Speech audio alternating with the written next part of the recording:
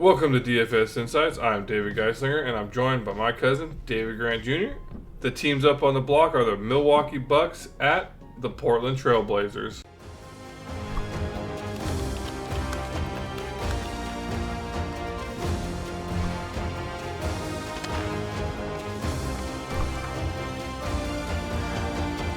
Yes, sir. This is where each of us are going to be giving you our three key players to focus on while you're creating all of your lineups. If you notice the same player selected as part of both of our three key players for the game, considering taking just a little bit of an extra note of that player, as David and I do not discuss our three main plays beforehand, making those same plays all the more valuable. So David and I are going to give you a quick breakdown of what we like about our three main plays, and make sure to stay tuned to the end of the podcast where we're going to give out two completely free lineups. Yeah, nice. Well, here we are again, back for another NBA single game Fanduels. Coming off, didn't do too hot. That Embiid news from the previous game kind of threw everything off. Like you mentioned earlier, it'd probably been better for everybody if he just didn't play. Would have helped me for sure had he not played. It would have helped me because one of the lineup, the free lineup, hurt with Paul Reed still in it. But anyways, moving on to this game, it looks like we have potential for a blowout here. Milwaukee versus Portland Trailblazers. It looks like Milwaukee's about a 9.5 point, 10-point favorite going in. They are second in the East, coming in at 7-3. They lost. They're on a current 1-game losing streak, whereas Portland is 14th in the West, 4 of 6 in their last 10 games, and they're currently on a 1-game win streak. So, I see this as a blowout. Milwaukee's definitely, clearly the better team. Surprisingly, they fired their winning head coach, and now Doc Rivers comes in, and there will be growing pains, I'm assuming, but he's 0-1. So it's not looking too good right now. But I mean, they have all stars, Giannis and Lillard and everybody. So I think they'll be all right. Some big injury news. It's not really that surprising, but the only injury really of note is Shaedon Sharpe of Portland, but he's been out the last 10 games, and so they've already basically redistributed his minutes usage and everything, so it's no surprise there. And then obviously Robert Williams, but he hasn't played all season, so nothing really to note injury wise, so hopefully no one decides to take a rest day or whatever. I know, right? Yeah, it's if anything, I could see some minutes, being assuming it's a blowout, a couple of the bench players getting some extra minutes for Milwaukee. And good news, someone like Giannis, I've seen Giannis hit value, playing 28 minutes and still hitting value at 17,000. So thankfully he is one of those guys that just stuffs the entire stat sheet, so that even in a blowout, I could see someone like him still hitting value. So that's good at least. Nice. Yeah, so speaking of Giannis, is that one of moving over here to one of your is that one of your key players here? I mean, he pretty much has to be. He's the type of guy, like I was kind of mentioning, even in a blowout, he can still hit value, even exceed value. I mean, he just does it all. It's they are such a stacked team, they could spread it around. And they're obviously going up against a team that I'm not going to say is tanking, but let's be real. They have, the Blazers are 14-33. It's not like anything's really on the line for them, to where, Milwaukee, is still behind Boston in the East by 5 games. So nonetheless, that they need it for seeding purposes. We're almost to the All-Star break, and Giannis is one of those guys.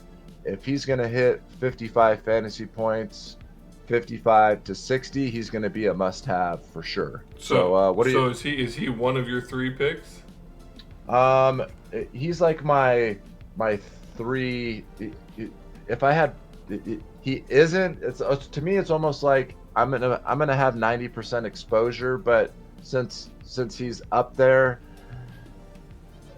let's just go with yes. He is. So okay, yeah, no, what are your thoughts? Yeah, I agree. It's kind of hard just looking. Even if you just straight game log trolled it, it's really hard to get away from him, even with the salary of $17K. He's clearly, the best player on the team. I know Dame Lillard might disagree or whatever, but I think Giannis is, he's good.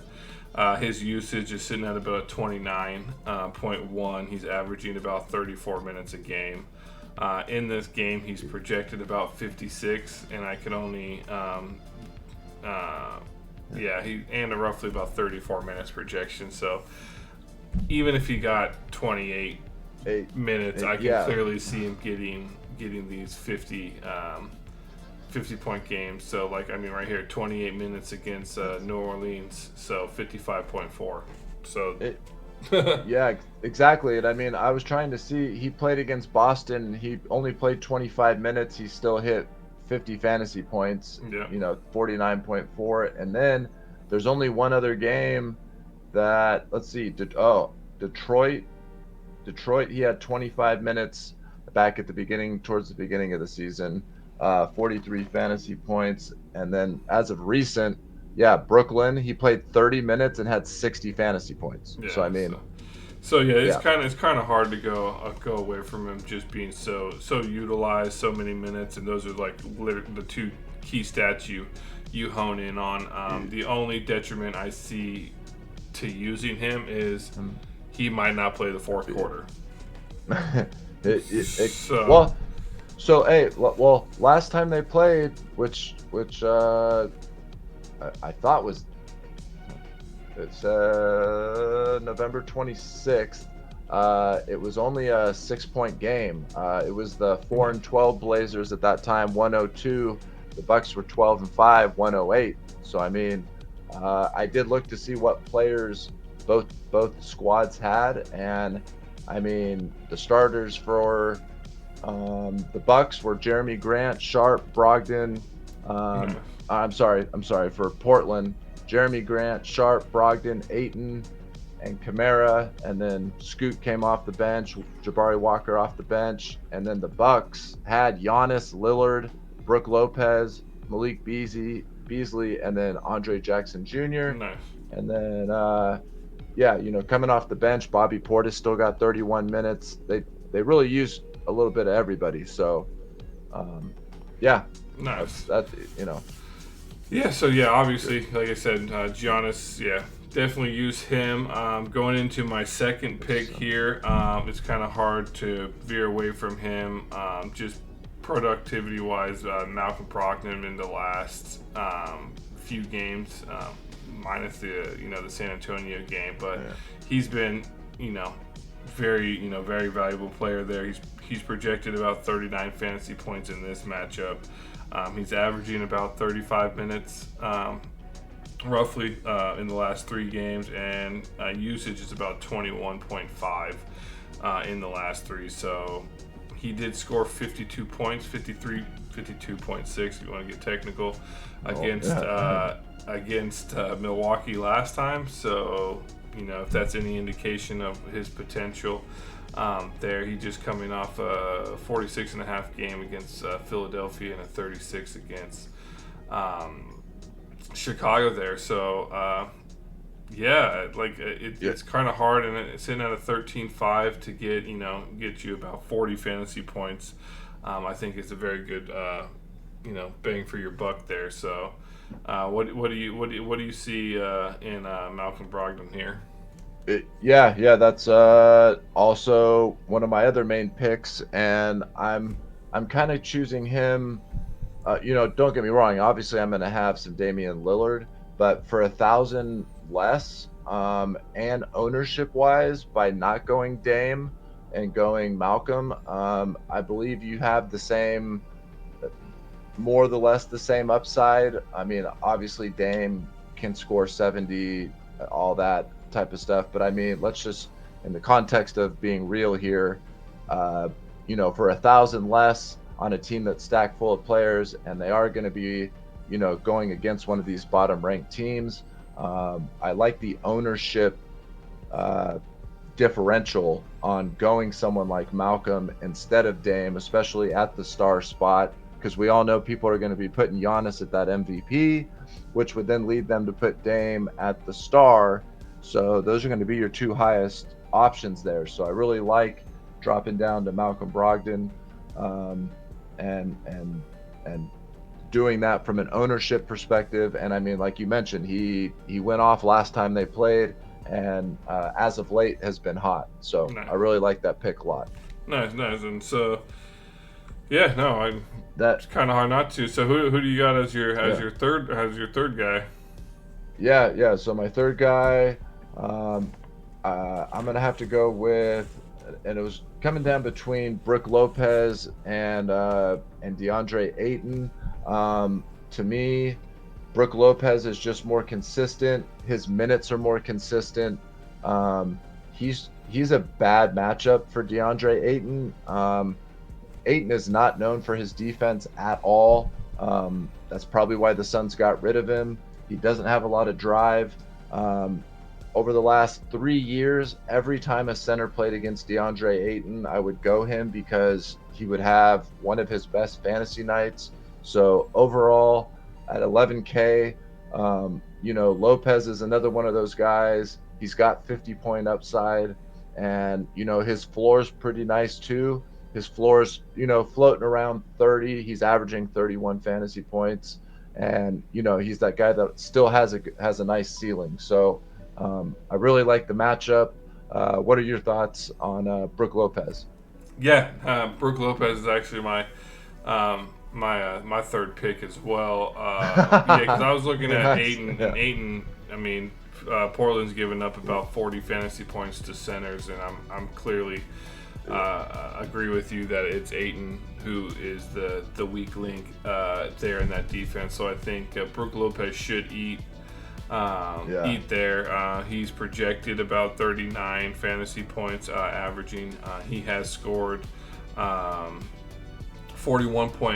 41.8 points in the last two, averaging the last two matchups between him and Portland. So if he's Yeah. roughly projected that high 30s, he's averaging about that. So you can kind of hopefully assume that he should be getting there, high 30s, low 40s this matchup, especially like I said with Aiton's subpar ability there. His usage is sitting at about 17.9. Obviously, I'd like to see that a little bit higher, More.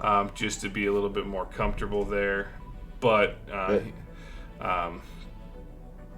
yeah, Yeah. And also, I know we normally only do 3 picks, but kind of like as a 3B, because we both could see this as being a potential blowout. Definitely do not sleep on Bobby Portis. This is one of my favorite players. This dude gets on the floor. His fantasy points per minute is great. And he's already eating and doing well. I mean, at 9.5, he's had a great, his last 2 games, one against Denver, one against New Orleans. I mean, on 24 and 22 minutes, getting you 26 and 33 fantasy points. Dude, when he played Boston just 2 weeks ago, he had 21 minutes. He had this is against Boston, 28 points, 12 rebounds, and a steal. He had 45 fantasy points. So, this dude's a monster. And if he gets any type of extra minutes, 25 to 33-ish, right in there, he's just he'll be a slate breaker. Let me just put it to you that way. Sneaking him into the pro spot would be smart. I wouldn't go any higher than that just because of the other superstars.